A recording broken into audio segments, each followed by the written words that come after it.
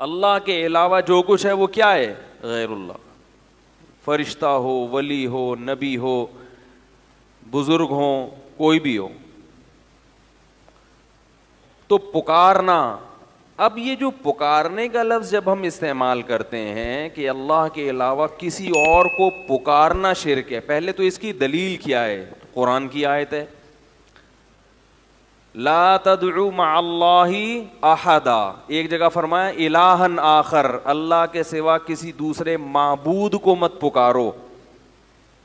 اس پہ تو لوگ تعویل کر سکتے ہیں کہ ہم جس کو پکارتے ہیں وہ معبود نہیں ہے، ہم تو نبی کو پکار رہے ہیں، ہم تو کسی جن کو پکار رہے ہیں. تو اصل میں بتانا یہ مقصد ہے کہ جس کو پکار رہے ہو نا تم نے اس کو معبود بنا لیا، لہذا اس پر اللہ معبود کا لفظ خود صادق کر رہے ہیں. بات آ رہی ہے سمجھ میں؟ چلو یہ پیچیدہ اگر ہو رہی ہے تو اس سے بھی آسان آیت قرآن کی لا تدعو مع اللہ احدا، اللہ کے ساتھ کسی اور کو مت پکارو. یہاں تو معبود کا لفظ بھی نہیں ہے. تو اس سے کیا پتہ چلا میرے بھائی کہ اللہ کے علاوہ کسی اور کو پکارنا یہ کیا ہے؟ شرک ہے. سمجھ میں آ گئی؟ لیکن ہر قسم کی پکار شرک نہیں ہے. اس آیت کا یہ مطلب نہیں کہ کیونکہ ہم تو صبح و شام پکارتے ہیں، او بھائی ادھر آنا، ادھر پکار لیا نا. یار آپ لوگ کو اتنی مشکل سے ٹرین کر کے گیا تھا، پھر ویسے کہ ویسے ہی ہو گئے. بھائی دیکھو آپ بلاتے ہیں وہ بھائی ادھر آ، یہ بھی تو پکارا نا. تو ممکن ہے کوئی کہ یہ تو بھائی اس سے پتہ چلتا ہے کہ اس سے میں ہر قسم کی پکار داخل نہیں ہے، بلکہ مدد کے لیے پکارنا کیا ہے؟ شرک ہے. مدد کے لیے پکارنا کیا ہے؟ شرک.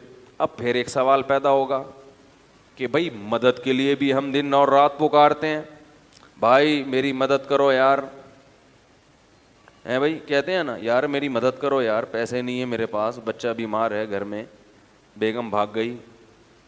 لوگ مختلف قسم کے مسائل ہیں لوگوں کے ساتھ. ٹھیک تو مدد کرو میری. مجھے تو دن رات فون آتے ہیں لوگوں کے، یہ ہو گیا یہ مدد کر. میں کہتا ہوں بھائی میں کیا کر سکتا ہوں یار. تو مدد کے لیے پکارنا یہ بہت اہم چیز ہے کہ کس قسم کی عمومی مدد کے لیے پکارنا شرک نہیں ہے. ایسا نہیں کہ جو بھی جس کو مدد کے لیے پکارے گا وہ کافر ہو جائے گا. ایسے تو ہم ہیلپ لائن کا مطلب ہی مدد، ہیلپ کا مطلب کیا ہے؟ مدد کریں. ہیلپ لائن پہ فون کریں آپ تو مدد ہی کے لیے وہ نمبر دیا گیا ہے. تو پتہ یہ چلا کہ بھائی ہر قسم کی پکار بھی شرک نہیں ہے اور ہر قسم کی مدد کے لیے پکارنا بھی شرک نہیں ہے. تو ایسی پکار پھر کون سی پکار شرک ہے؟ تو جب بھی کوئی کہا کرے نا آپ سے کوئی بھی کہ غیر اللہ کو پکارنا شرک نہیں ہے تو اس سے پوچھا کرو پھر کون سی پکار شرک ہے کون سی نہیں. قرآن کی آیت کا آپ ہمیں مطلب بتا دو تو ہم اپنا والا مطلب چھوڑ دیں گے، آپ کا والا مطلب لے لیں گے. لیکن نہ تو آپ اس آیت کا کوئی مطلب ہمیں بتاتے ہو اور نہ پھر اس مطلب کو مانتے ہو جو ہم بیان کر رہے ہیں. تو پھر اس آیت کا تو یہ تو لغو ہو گئی نا، اس کا تو کوئی مفہوم بنا ہی نہیں بھائی. کیا خیال ہے؟ وہ کہتے ہیں نا غیر اللہ کو پکارنا اگر شرک ہے تو تم بھی تو پکارتے ہو، تم بھی تو پکارتے ہو. تو آپ کہیں کہ آپ بتا دو پھر اس آیت کا صحیح مطلب کیا ہے، کون سی پکار شرک ہے اور کون سی پکار شرک نہیں ہے. ہم ایک مطلب بیان کر رہے ہیں جو قرآن و حدیث سے ثابت ہے. اگر آپ کو وہ سمجھ میں نہیں آتا تو پھر آپ بتا دیں.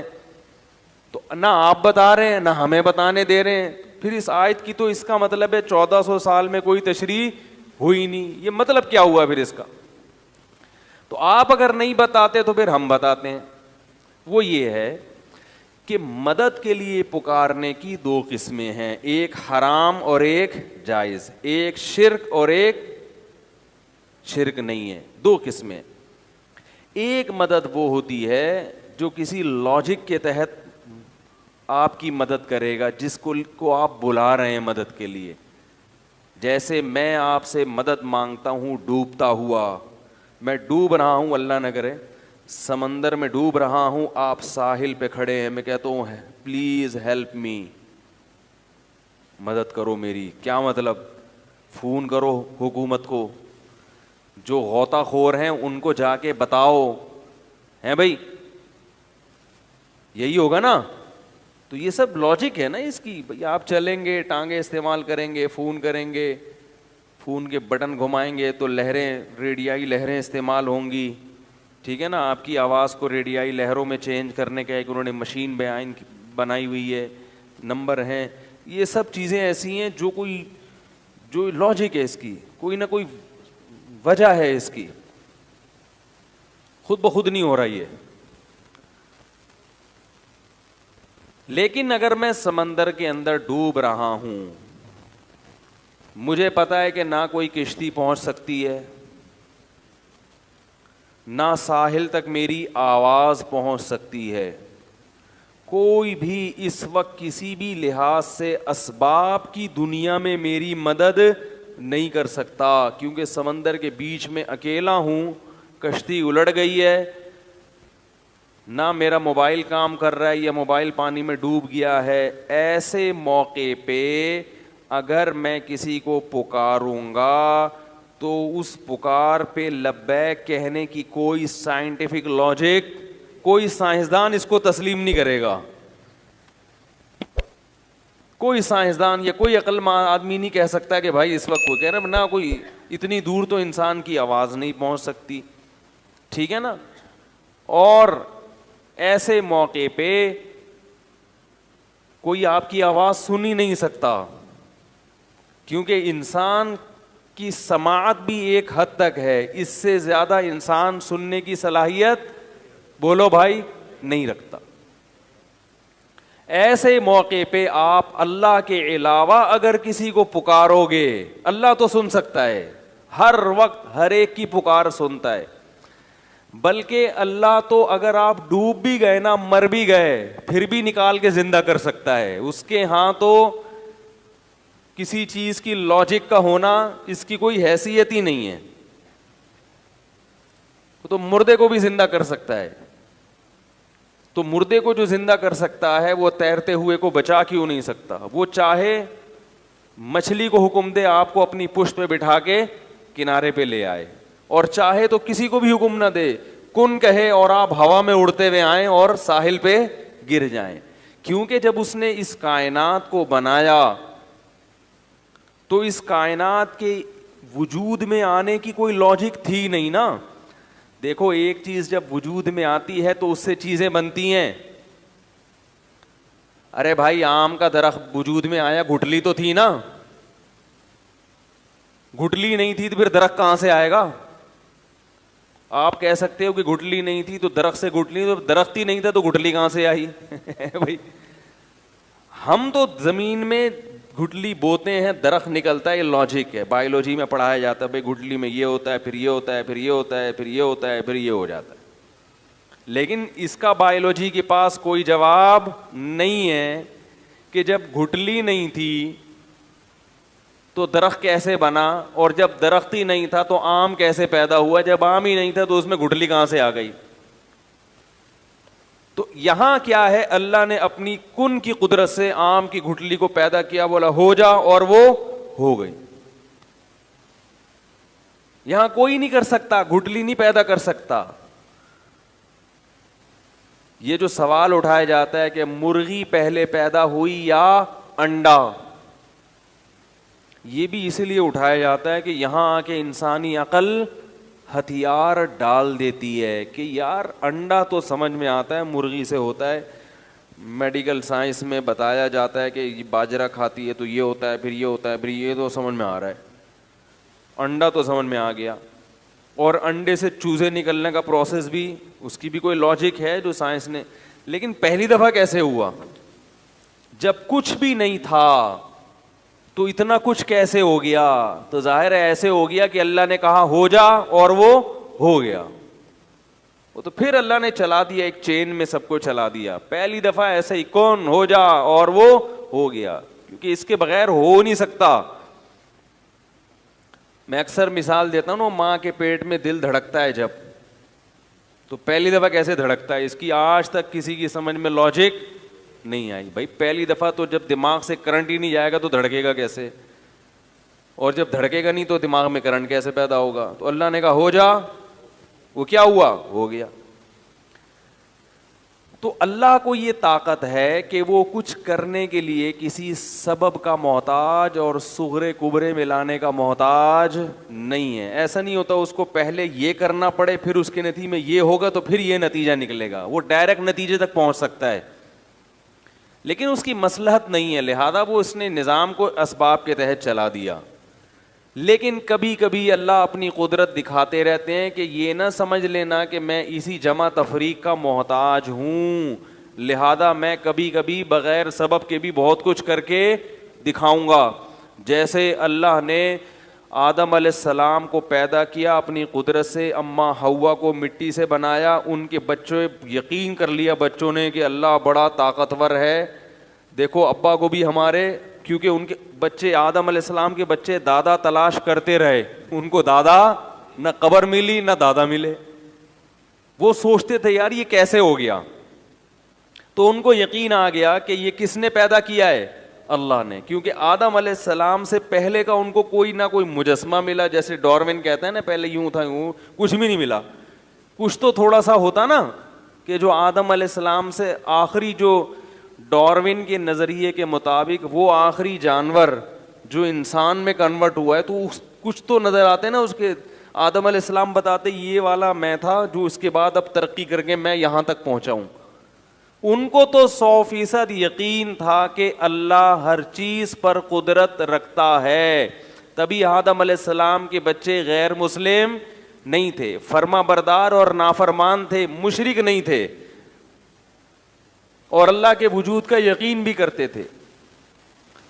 تو یہ سلسلہ صدیوں تک چلا ہے. سب کو پتا تھا یار ہمارا نسب جا کے رک جاتا ہے کہاں, آدم پہ.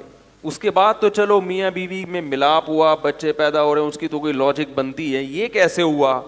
تو مانتے تھے کہ کس نے پیدا کیا, اللہ نے. نوح علیہ السلام کئی صدیوں کے بعد آئے ہیں آدم علیہ السلام کے, ان کے دور میں بھی اللہ کے وجود کا انکار کسی نے نہیں کیا. ان کے دور میں شرک تو پھیلا ہے, شرک کہ اللہ نے اختیارات دے دیے ہیں دوسروں کو بھی. جیسے اللہ نے بغیر کسی لاجک کے بس مٹی سے پتلا بنایا آدم کا, اور ان کی پسلی سے اماں حوا کو نکالا, کن ہو جا, اور وہ ہو گئے.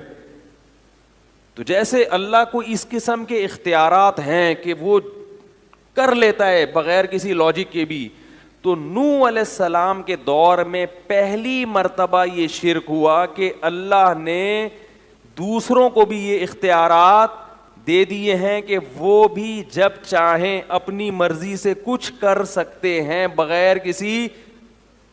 بول لو یار اتنی دیر سے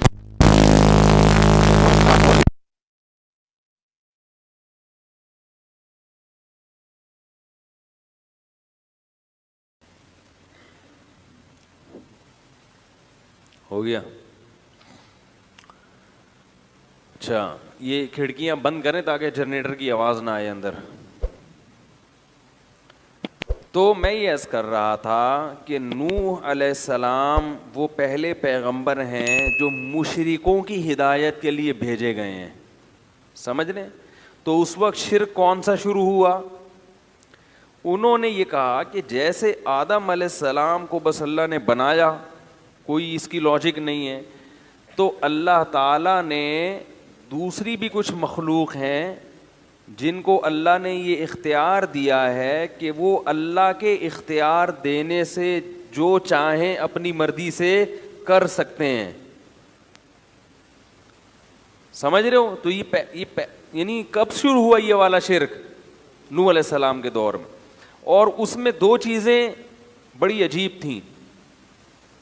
ایک یہ کہ انہوں نے یہ نہیں کہا کہ اللہ نے ان فلاں فلاں کو تمام اختیارات دے دیے ہیں, بلکہ اس والے کو اللہ نے بارش کا اختیار دیا, اس والے بت کو اللہ نے ود, سوا, یغوث, یعوق, نصر, یہ 5 بت تھے مشہور, تو کیا کہتے تھے, اس کو اللہ نے بارش کا اختیار دیا کہ یہ اپنی مرضی سے جب چاہے گا بارش برسا سکتا, باقی چیزوں میں یہ دخل اندازی نہیں کر سکتا. یعنی اگر بادل نہیں بھی ہیں, کوئی محکمہ موسمیات والے کہہ رہے ہیں کہ کوئی امکان نہیں ہے, لیکن یہ شو کرے گا اور بادل آ جائیں گے. یہ بہت اہم مضمون ہے, اس کو اچھی طرح سمجھیں. اور جو شارٹ کلپ بنا بنا کے فتنہ اور فساد پھیلا رہے ہیں نا, وہ پورے میری اس مضمون کو شائع کریں, پھر اس کا جواب دیں مجھے. دوسرا, وہ کہتے تھے اولاد کا اس کو ہے, یہ فلاں والے کو ہے, یہ اولاد دلوا دے گا آپ کو, چاہے کوئی سائنٹیفک لاجک نہیں ہوگی اولاد کی, کوئی اس کے بھی اولاد کے جراثیم نہیں ہے, بیوی بھی بانجھ ہے, مگر یہ اس کے پاس جب جاؤ گے, اس سے دعا مانگو گے تو اولاد کیا ہو جائے گا, اولاد ہو جائے گی. اس لیے نہیں کہ اس کو اختیار ہے, بلکہ اللہ کے اختیار دینے سے اس کے پاس بھی اختیار آ گیا ہے. کیونکہ اتنی سائنس ان میں بھی تھی کہ یہ پتھر کے بنے ہوئے بت یہ تو تھے ہی نہیں, یہ کیا کر سکتے ہیں, یہ تو ہم نے بنائے اپنے ہاتھوں سے. لیکن وہ یہ کہتے تھے کہ ان کو گاڈ گفٹڈ صلاحیتیں ان کے اندر. پھر ان پر جب اشکال ہوتا کہ یہ تو کچھ نہیں کر سکتے, تو کہتے یہ نہیں کر سکتے مگر اللہ تو ان کو اختیار دے سکتا ہے نا. بھائی اللہ تو سب کچھ کر سکتا ہے, تو اللہ نے ان کو اختیارات دے دی ہیں. تو 5 بڑے بڑے بت تھے, ود, سوا, یغوث, یعوق اور نصر, جن کا قرآن میں تذکرہ ہے. اور آپ تفسیر کی کتابیں اٹھا کے دیکھیں. اب سوال پیدا ہوتا ہے کہ ان مسٹنڈوں کو, یہ جو بت ہیں ان کو میں مسٹنڈا کہہ رہا ہوں, ان بتوں کو, ان مسٹنڈوں کو کیوں دیے اللہ نے؟ اگر دینے ہی تھے تو آپ کو دیتا, ان کو دیتا, یہ بتوں کو کیوں دیے؟ تو کہتے تھے اصل میں یہ بڑے بڑے بزرگوں کی مورتیاں ہیں, تو ان بزرگوں سے خوش ہو کے اللہ نے ان بزرگوں کو دیے ہیں. اب اگر کہو ان بزرگوں کو کیوں دیے, تو آپ کہیں گے جب اللہ اپنی عطا سے کسی کو دے رہا ہے تو آپ کون ہوتے ہیں اس پہ پابندی لگانے والے. یہ میں اس لیے تمام چیزیں دہرا رہا ہوں کہ بالکل یہی اسٹائل ہے آج شرک کو معاشرے میں پھیلانے کا, کہ اگر اللہ اپنے نبی کو کچھ اختیارات دینا چاہ رہا ہے تو ان وہابیوں کے پیٹ میں مروڑ کیوں ہوتا ہے. نہیں آ رہی بات سمجھ میں؟ ان لوگوں کو کیوں تکلیف ہو رہی ہے؟ بات آ رہی ہے سمجھ میں؟ پبلک کو کیوں؟ جب اللہ اپنے محبوب, اپنے حبیب سید الانبیاء, یا ان کو اگر اللہ اپنے اختیار سے اختیارات دے رہا ہے تو لوگوں کو اس پہ اشکال کیوں ہو رہا ہے؟ بات آئی سمجھ میں؟ تو نوح علیہ السلام اسی شرک کی نفی کے لیے دنیا میں آئے تھے کہ اللہ جس سے خوش ہوتا ہے اسے جنت تو دیتا ہے, اسے دنیا میں اعلیٰ مقام تو دیتا ہے, اسے لوگوں کا مقتدا اور رہبر تو بناتا ہے, اسے نیک صالح اولاد تو دیتا ہے, مگر اپنے اختیارات میں اس کو شرکت نہیں دیتا. یہی تو شرک ہے جس کی نفی الحم سے لے کے والناس تک قرآن میں ہے کہ اللہ کسی کو ایسا پروٹوکول نہیں دیتا. اور اسی کو اللہ نے اپنے ساتھ الوہیت میں شرک قرار دیا, معبودیت میں, کہ مجھے میرے جیسا معبود کیوں تراش لیا تم نے. حالانکہ وہ مانتے تھے کہ یہ اللہ جیسے نہیں ہیں. ہندو بھی ان بتوں کو ویسا بھگوان نہیں سمجھتے جیسا وہ آسمان پہ بیٹھے ہوئے خدا کو بھگوان کہتے ہیں, یہ ویسا نہیں ہے, لیکن اس نے ان کو کیا دیے ہوئے ہیں؟ اختیار دیے ہوئے ہیں. بات آ رہی ہے سمجھ میں؟ تو اللہ نے کسی کو بھی اسباب سے ہٹ کے کسی بھی قسم کا کوئی بھی اختیار, بولو بھائی, نہیں دیا. اسی شرک کی نفی کے لیے قرآن آیا ہے اور انبیاء آئے ہیں. تو نوح علیہ السلام کی قوم نے بزرگوں کے مرنے کے بعد ان کی مورتیاں بنا لی. بولا کہ چونکہ اللہ ان بزرگوں سے خوش تھا تو ان کی مورتیوں کے سامنے جھکو گے, ان سے مرادیں مانگو گے تو یہ اللہ کی عطا سے ہمیں دیں گے, خود نہیں دیں گے, اللہ کی عطا سے. اللہ نے ان کو اختیار دیا تو یہ ہمیں کیا دیں گے؟ اس اختیار سے ہمیں دیں گے. اب اس پر ایک اشکال ہوتا ہے, اس پر ایک اشکال ہوتا ہے کہ ہم تو دیکھتے ہیں کہ بزرگوں اور پیغمبروں کے ہاتھ پہ بہت سی ایسی چیزیں صادر ہوئی ہیں جس کی کوئی سائنٹیفک لاجک نہیں ہے. کلمہ پڑھا رہا ہوں آپ لوگوں کو میں, لا الہ الا اللہ کا مطلب بیان کر رہا ہوں. ہمارے ہاں عقیدے پہ اکثر بیان ہوتا ہی نہیں ہے. تو بہت سے لوگ کہتے ہیں کہ بھائی دیکھو اللہ نے اختیارات تو دیے ہیں نا, موسیٰ علیہ السلام لاٹھی کو سانپ بنا دیتے تھے, اس کی کوئی لاجک ہے؟ ہمارے نبی صلی اللہ علیہ وسلم کے پاس مشرکین آئے, چاند کے 2 ٹکڑے کرو, آپ نے ایسے کیے اور 2 ٹکڑے کر دیے, کوئی لاجک ہے اس کی؟ اور پھر وہ چاند آپس میں جڑ بھی گئے. صحابہ پیاسے تھے, پانی میں آپ صلی اللہ علیہ وسلم نے ہاتھ ڈالا اور پانی ابلنا شروع ہو گیا. عیسیٰ علیہ السلام کہتے تھے مردے کو قوم باذن اللہ, اللہ کے حکم سے کھلو جا. پنجابی میں کیا کہتے ہیں, کھلو جا, ہیں کھلو جا. تو آپ کہیں گے کہ حضرت عیسیٰ نے پنجابی میں تھوڑی کہا تھا, تو اردو میں بھی تو نہیں کہا تھا نا, تو وہ تو جو بھی کروں گا میں تو ترجمہ ہی کروں گا نا. اور عربی میں بھی نہیں کہا تھا, جو قرآن نے کہا نا قوم باذن اللہ, تو عربی میں تھوڑی, ان کی تو عبرانی زبان تھی یا سریانی زبان تھی, اس میں کہا نا انہوں نے. تو کیا کہا, کھلو جا. یہ کھلو جا میں اس لیے کہہ رہا ہوں کہ پنجاب والے جب کسی کو آرڈر کرتے ہیں تو اسٹائل تھوڑا سا الگ سا ہوتا ہے, اس میں بندہ نہیں بھی کھڑا ہو رہا ہو تو کھڑا ہو ہی جائے گا. تو اس لیے مردہ اگر نہیں بھی چاہتا تھا نا کھڑا ہونا, وہ عیسیٰ علیہ السلام کا حکم سن کے کیا ہو جاتا تھا, کھڑا ہو جاتا. کیونکہ آپ بولو نا اٹھیے, اردو میں آپ کیا بولیں گے, اٹھیے, وہ نہیں اٹھے گا. اردو میں بڑی شائستگی ہے, آئیے جائیے, تبھی اردو میں کوئی کام ہوتا ہی نہیں ہے. ایک صاحب تھے, وہ ٹرک اڈا نہیں ہے, ٹرک اڈا, ٹرک اسٹینڈ جو ماڑی پور میں, وہاں انہوں نے آفس کھولا, اردو اسپیکنگ تھے, وہ آفس کھولا انہوں نے. تو میں ان کے پاس گیا تو وہ عجیب اسٹائل سے لوگوں سے بات کر رہے ہیں, ملازمین سے. تو میں نے کہا یار یہ کون سا اسٹائل ہے؟ کہہ رہے ہیں یار ان سے تمیز سے بات کرو تو کام, ان سے بولو نا یہ ڈبے اٹھا کے ٹرک پہ رکھ دیجئے, ٹرک لوڈ کرنا ہے, مال پنجاب جا رہا ہے, رکھیے. کوئی بھی ہلتا نہیں, ان کو ٹھڈے مار مار کے. تو اللہ نے ہمارے ملک میں ہمیں مختلف قسم کی زبانیں دی ہیں, جب جس زبان سے کام اٹھانا ہو آپ وہ کام اٹھاؤ. تو جو شرافت سے نہ آ رہا ہو, شر اور آفت کا بولو کھڑے ہو جائیے, نہیں ہو رہا کھلو جا, ایک دم کھڑا ہوگا وہ. تو میں یہ عرض کر رہا تھا, ہر زبان میں ایک مٹھاس ہے. پنجاب کی زبان میں ایک الگ سی مٹھاس بھی ہے جو اردو میں نہیں ہے. بعض جملے پنجابی زبان کے اتنے مزے کے لگتے ہیں کہ وہ اردو میں مزہ ہی نہیں. میں کیونکہ پوری طور پر قدرت نہیں ہے اس لیے میں بیان نہیں کر سکتا, لیکن ان کی زبان میں نا بعض جملے ایسے ہیں جو اردو میں مزہ نہیں آتا. تو اردو کی الگ تہذیب ہے. خیر بات کہاں سے کہاں چلی گئی.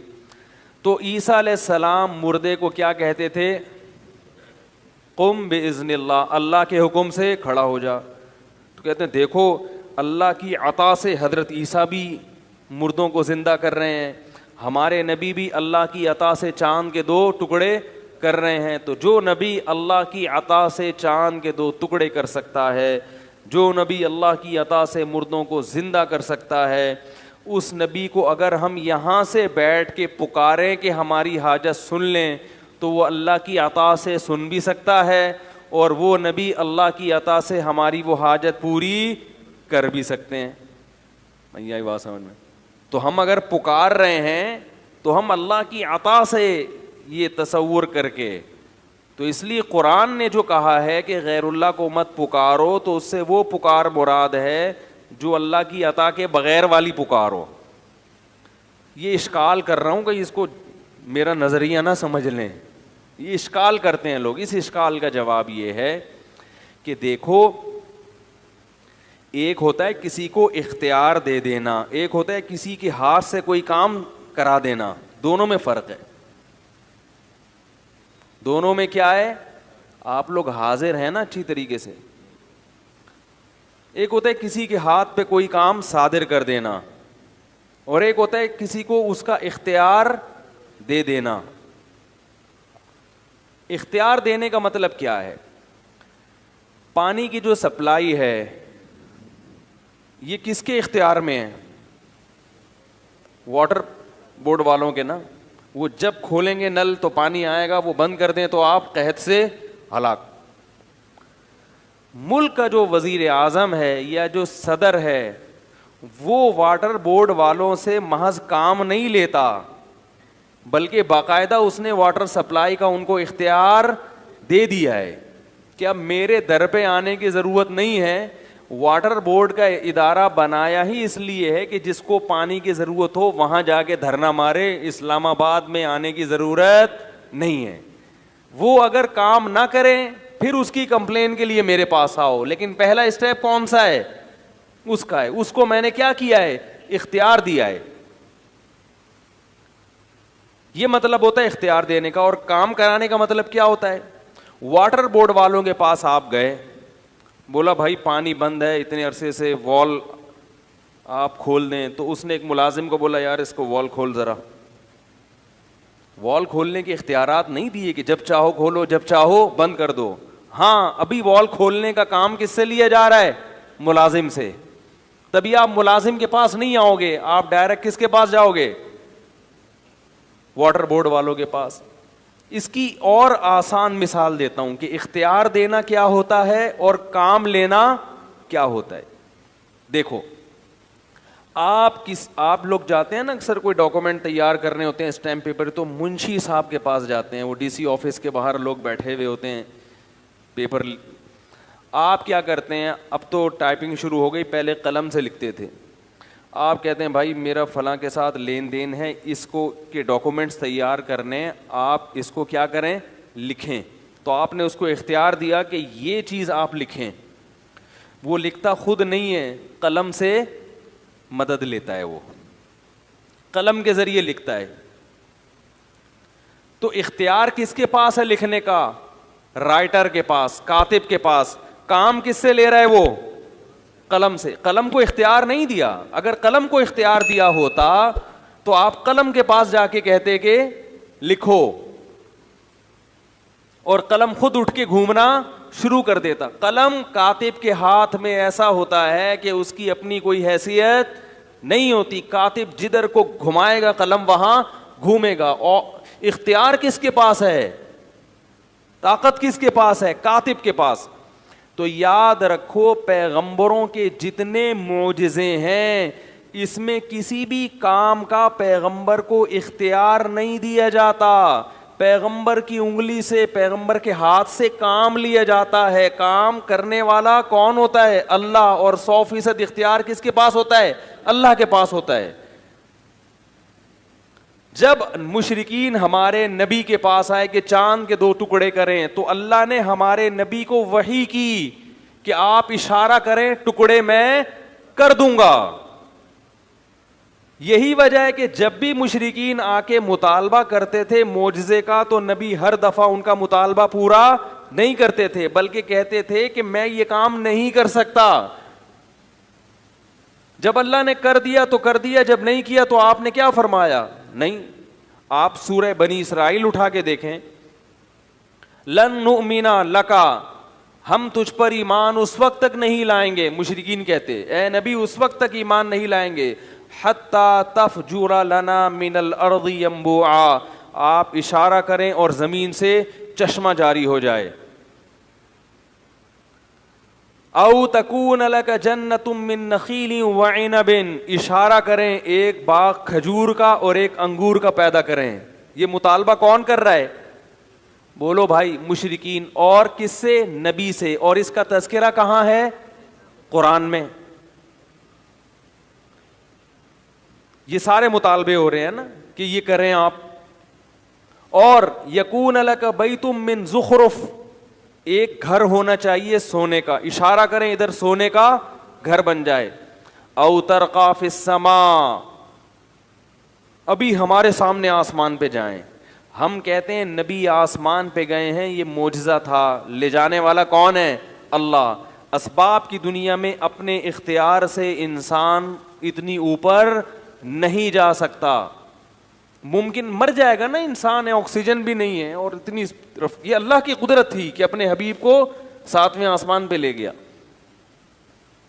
تبھی اس میں کوئی اعتراض بھی نہیں ہے, اشکال بھی نہیں, بھائی اللہ سب کچھ کر سکتا ہے. تو او ترقا فی السماء, آسمان پہ جائیں, لن نؤمن لرقیک حتی تنزل علینا کتابا نقرأ, اور ہم جانے پر یقین نہیں کریں گے جب تک ہمارے سامنے آسمان سے قرآن لے کر نہ آئیں. ہم اس کو پڑھیں گے, پھر پتہ چلے گا کہ یہ واقعی, ہمیں تو نہ جبریل نظر آتے ہیں آسمان سے جو لے کر آ رہے ہیں, یہ تو سب چیزیں آپ دیکھ رہے ہیں. ان تمام چیزوں کا نبی نے جواب کیا دیا قرآن میں. نبی یہ بھی کہہ سکتے تھے کہ بھائی اللہ نے مجھے اختیارات دیے ہوئے ہیں, لیکن میں تمہارے بیجا مطالبوں پہ اپنے اختیارات کو استعمال نہیں کروں گا. میں جب چاہوں گا تو معجزہ دکھاؤں گا, جب چاہوں گا معجزہ نہیں دکھاؤں گا. اختیارات تو ہیں اللہ کی عطا سے, میں سب کچھ کر سکتا ہوں, لیکن میں کر نہیں رہا. یہ نہیں فرمایا. فرمایا سبحان ربی, قل اے نبی ان سے کہہ دیجیے سبحان ربی, میرا رب ہر عیب سے پاک ہے. عجز والا جو عیب ہے نا, کچھ نہ کر سکنے کا عیب, اس عیب سے کون پاک ہے؟ میرا رب پاک ہے. ہل کنتو الا بشرن, نہیں ہوں میں مگر ایک انسان, رسولا, اللہ کا بھیجا ہوا پیغمبر. تو انسان تو یہ کام نہیں کر سکتا, انسان کو اسباب سے ہٹ کے اختیارات نہیں ہوتے, انسان کی صلاحیتیں محدود ہوتی ہیں. اتنی کلیئر کٹ بات قرآن میں آنے کے بعد بھی حیرانگی اس پر ہوتی ہے, اس امت میں شرک کیسے پھیل گیا بھائی. یہ تو قرآن کے ترجمہ پڑھ لو تو سمجھ میں آ جائے گا. پتہ یہ چلا کہ اللہ نے اپنے نبی کو اس قسم کے اختیارات, بولو بھائی, نہیں دیے تھے. ہاں جب اللہ وحی کرتے کہ آپ یہ کام کریں, ہم آپ کے ہاتھ پہ یہ معجزہ دکھا دیں گے, تو اللہ تو جس کو چاہے دکھا سکتا ہے. جس کے ہاتھ پہ, وہ بزرگوں کے ہاتھ پہ کرامتیں بھی ظاہر کر سکتا ہے, اور انبیاء کے ہاتھ پہ معجزے بھی ظاہر کر سکتا ہے. یہی وجہ ہے کہ حضرت موسیٰ علیہ السلام لاٹھی کو سانپ بنانا نہیں جانتے, اور نہ ان کو اللہ نے اختیار دیا. اگر اختیار دیا ہوتا تو ہر دفعہ اللہ سے پوچھتے نہیں کہ اب کیا کرنا ہے. پہلی دفعہ جب اللہ نے حضرت موسیٰ کے ہاتھ میں لاٹھی پکڑائی, بلکہ پہلے سے لاٹھی تھی, اللہ نے پوچھا یہ کیا, فرمایا پھینکو زمین پہ. جب زمین پہ پھینکا وہ سانپ بن کے دوڑنے لگی. اگر خود سانپ بنائی ہوتی تو موسیٰ علیہ السلام اسے دیکھ کے خوفزدہ ہوتے. قرآن کہہ رہا ہے ایسا بھاگے ہیں حضرت موسیٰ, ولم یعقب, پیچھے مڑ کے, بولو بھائی, نہیں دیکھا. پھر اللہ کہہ رہے خذھا, اے موسیٰ اس سانپ کو پکڑ لے. اگر موسیٰ علیہ السلام کو سانپ کو دوبارہ لاٹھی بنانے کا اختیار ہوتا تو حضرت موسیٰ خود پکڑتے اور کیا بنا دیتے اس کو, کہتے جیسے میں نے لاٹھی کو سانپ بنایا, میں اللہ کی عطا سے اس سانپ کو لاٹھی بھی بنا سکتا ہوں. اللہ نے بتایا کہ یہ جب میں چاہوں گا اسی وقت ہوگا, آپ کے سوچنے سے, آپ کے ارادے سے نہیں ہوگا, کیونکہ اختیار میرے پاس ہے, آپ کے پاس نہیں ہے.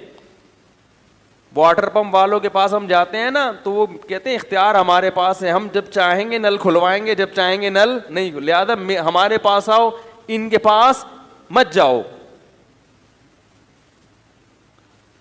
تو اب کیا ہے, موسیٰ علیہ السلام کو اللہ نے کہا یہ لاٹھی کیا بنے گی دوبارہ, خذھا, اے موسیٰ اس کو پکڑ لے, سنعیدھا سیرتھا الاولی, ہم وعدہ کرتے ہیں عن قریب, سا کا مطلب یہ وعدے کے لیے آتا ہے, عن قریب ہم یہ کریں گے, اس کو واپس لاٹھی بنا دیں گے. پھر موسیٰ علیہ السلام نے پکڑا, اچھا اللہ اب اطمینان ہو گیا.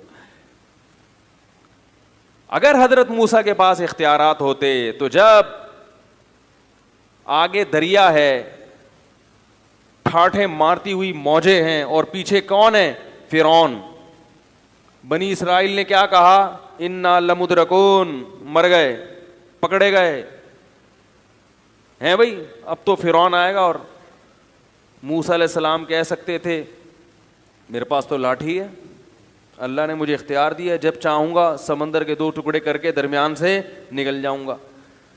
حضرت موسیٰ نے فرمایا ان معی ربی, میرے ساتھ رب ہے, کچھ نہ کچھ کرے گا وہ مدد, مجھے نہیں پتا کیا کرے گا لیکن کرے گا ضرور. تو اللہ نے کیا کہا اس لاٹھی کو، اے موسیٰ اضرب بعصاک، اپنی لاٹھی مار کہاں پر، البحر، سمندر پہ، فکان کل فرق کالطود العظیم، دونوں طرف کی موجوں کو پہاڑوں کی شکل میں روک دوں گا میں. تبھی ہر بات سے پہلے حضرت موسیٰ پوچھ رہے کیا کرنا ہے، کیا کرنا ہے. تو مردوں کو زندہ کرنے سے پہلے بھی حضرت عیسیٰ علیہ السلام کو اللہ بتاتے تھے کہ بولو کھڑے ہو جاؤ مردہ، تو مردہ اللہ کے حکم سے کیا ہو جائے گا، کھڑا ہو جائے گا. مردہ زندہ کرنے کے اختیارات آپ کے پاس نہیں ہیں. آپ کے ہاتھ میں مردے زندہ کروں گا، اختیار اپنے پاس رکھوں گا، آپ کو اختیار نہیں دوں گا. اب بھی کلیئر نہیں ہو رہی بات تو میرے بھائی پھر تو کیسے سمجھائیں یار، کیسے سمجھائیں. میں ان لوگوں سے کہتا ہوں جو غیر اللہ کی پکار کو جائز سمجھتے ہیں، دیکھو میں فرقہ پرست آدمی نہیں ہوں، نہ میں کفر اور شرک کی کسی متعین شخص پہ فتوے لگاتا ہوں، لیکن آپ اپنی آخرت کی فکر کرو. ابراہیم علیہ السلام نے اپنی قوم کو سمجھایا کہ شرک چھوڑ دو، شرک چھوڑ دو. قوم نہیں مانی. ابراہیم علیہ السلام نے کہا انما اتخذتم من دون اللہ اوثانا مودۃ بینکم فی الحیات الدنیا، تمہاری آپس میں ریلیشن اچھے ہیں، اس ریلیشن کی وجہ سے میری بات کا انکار کر رہے ہو، لیکن یہی تعلقات قیامت کے دن تمہارے نقصان کا سبب بنیں گے، ایک دوسرے کے دشمن بن کے ایک دوسرے کے گریبان پکڑو گے. اس لیے میں اللہ کا واسطہ دے کے ان لوگوں سے کہتا ہوں جو یہ کہتے ہیں کہ اللہ نے اپنے نبی کو بھی اختیارات دی، ہم نبی سے بھی مانگ سکتے ہیں، بزرگوں سے بھی مانگ سکتے ہیں، مزاروں پہ بھی سجدے کر سکتے ہیں، تو یاد رکھو کہ اگر آپ اپنی اس روش سے باز نہیں آئے، اور تو یہ بھی کیا ہے، یہ آپس کے مسلک پرستی، پیر پرستی. میرے دامت برکاتہم نے کہہ دیا ایسا نہ ہو کہ جیسے ابراہیم علیہ السلام اپنی قوم کو ڈرا رہے تھے، تو وہ ڈر وہ تنبیہ ہمارے لیے بھی ہے کہ یہی تعلقات قیامت کے دن ایک دوسرے کے لیے عذاب بن جائیں گے. اللہ شرک کے معاملے میں بہت غیرت رکھتا ہے. وہ کہتا ہے نہ میں نے کسی کو اختیار دیا، لم یتخذ ولیا من الذل، نہ کسی کو کمزوری کی وجہ سے میں نے اپنا ولی بنایا، نہ وزیر بنایا. وزیر ہوتا ہے نا کہ کچھ کام آپ کریں گے، کچھ اختیارات اس کے پاس ہیں، کسی کو نہیں. بلکہ اللہ نے کہا قرآن میں مثالیں دی ہیں، ضرب لکم مثلا من انفسکم. اللہ فرماتے ہیں ابھی بھی سمجھ میں نہیں آیا تو میں تمہیں ایک مثال دیتا ہوں تمہاری ہی. هل لکم مما ملکت ایمانکم من شرکاء فیما رزقناکم، کہ تمہارے جو غلام ہوتے ہیں کیا تم ان غلاموں کو اپنے ساتھ شریک کرتے ہو اپنی پراپرٹی میں؟ فرمائے کہ جب پراپرٹی جو کم درجے کی چیز ہے اور تمہارے غلام بھی کم درجے کے ہیں، تمہارا اپنے غلاموں سے اتنا اوپر رتبہ نہیں ہے جتنا میرا مخلوق سے اوپر کا مقام ہے. غلام بھی تمہاری طرح کا انسان ہے، تم اس کو شریک نہیں کرتے اپنی پراپرٹی میں، تو میں اپنے اختیارات میں اپنی مخلوق کو کیسے شریک کروں گا؟ جبکہ مخلوق کا جو مقام ہے، دیکھو ہمارا جو غلام سے رشتہ ہوتا ہے تو غلام بھی انسان، ہم بھی کیا ہیں، انسان، تو اتنا کم درجے کا نہیں ہوتا ہم سے. لیکن مخلوق تمام کی تمام، اس کا تو اللہ سے کوئی اس لحاظ سے رشتہ، جو یعنی جنس کے لحاظ سے تو کوئی رشتہ بنتا ہی نہیں ہے نا. وہ مخلوق ہے، وہ خالق ہے. اولاد اور باپ کا رشتہ نہیں ہے، بھائی بہن کا رشتہ نہیں ہے. فرمایا انتم الفقراء الی اللہ، سب کے سب فقیر و محتاج ہو میرے، کسی کو میں نے کسی بھی اختیار میں شرکت نہیں دی ہے، سب اپنے پاس رکھا ہے. تو اس لیے بھائی یہ بہت خطرناک شرک ہے جو آپ کی قبر کو آگ سے بھر دے گا، آپ کی بخشش کی دعا کو حرام کر دے گا آپ کے والدین اولاد کے لیے. اولاد کو اجازت نہیں ہوگی کہ آپ کے لیے بخشش کی دعا مانگیں. اب بات سمجھ میں آئی کہ معجزہ الگ چیز ہے، اختیار دینا الگ چیز ہے. بالکل اس کی مثال ایسے ہے، بارش اللہ برساتا ہے، برسانے کا کام کس سے لیتا ہے؟ فرشتوں سے.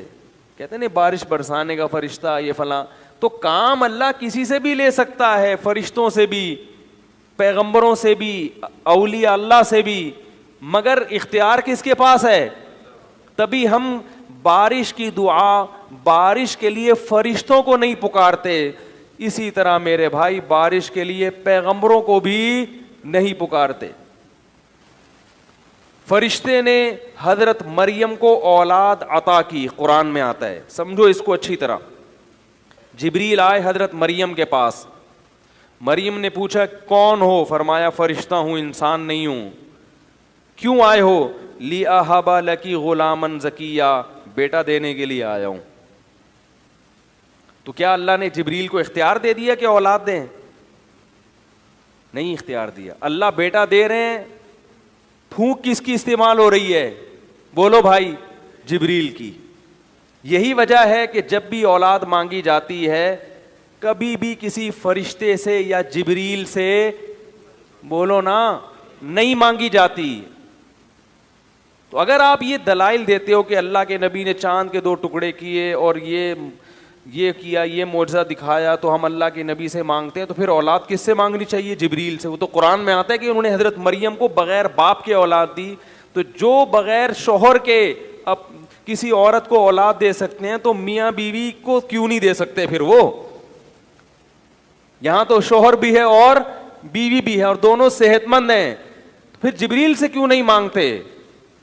اسی لیے نہیں مانگتے، ہمیں پتا ہے کہ حضرت مریم کے اولاد کا ہو جانا جبریل کی قدرت کی دلیل نہیں ہے، یہ اللہ کی قدرت کی دلیل ہے۔ اور اس سے یہ بھی پتا چلا کہ یہ جو نسبت ہے کہ میں تمہیں اولاد دے رہا ہوں، یہ نسبت حقیقی نہیں ہے، مجازی ہے۔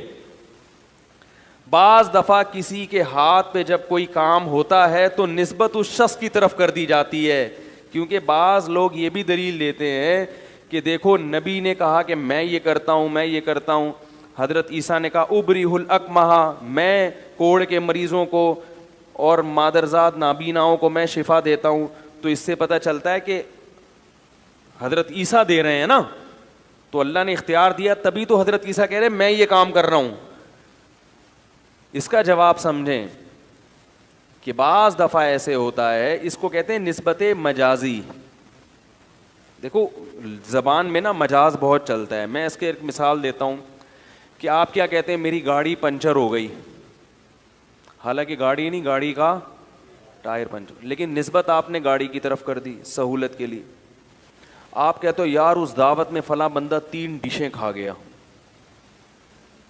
حالانکہ ڈش کوئی کھا سکتا ہے، ڈش کے اندر جو چاول تھے وہ کھائے ہوتے ہیں، لیکن نسبت کس کی طرف کر دی؟ تو لغت میں، زبان میں، انگریزی ہو، اردو ہو، عربی ہو، سب میں یہ چلتا ہے کہ کرنی کسی اور کی طرف نسبت چاہیے تھی، اس کو مجاز کہتے ہیں۔ آپ کسی کو شیر کہتے ہیں تو مجازہ نہیں ہے، حقیقت نہیں ہے، مجاز لے کے لگ رہا ہے دیکھنے میں شیر، حرکتیں کیسی ہیں؟ شیر جیسی۔ حرکتیں کتے جیسی ہوں تو لوگ پیار سے ایسے آدمی کو کیا کہتے ہیں؟ بولو نا، کتا کہتے ہیں، نفرت سے۔ اب دیکھو نفرت سے کہتے ہیں مگر میں نے اس کے لیے لفظ کیا استعمال کیا؟ پیار سے۔ یہ بھی مجاز ہے کہ آپ بالکل اس کی اپوزٹ لفظ استعمال کرتے ہیں اس کو کلام میں چاشنی پیدا کرنے کے لیے، ورنہ کسی کو پیار سے کتا نہیں کہا جاتا۔ پیار سے کتا، دیکھو 2 آدمی بہت لڑ رہے ہو نا اور ہمیشہ ایک دوسرے کے خلاف نفرت ہو تو مجازن کہہ دیے جاتے ہیں یار ان دونوں کی تو محبت ہی کبھی ختم نہیں ہوتی، پتہ نہیں کچھ کیوں اتنی محبت کر رہے ہیں، مقصد کیا ہوتا ہے؟ نفرت کیوں کر رہے ہیں؟ تو مجاز میں اپوزٹ چیزیں چلتی ہیں۔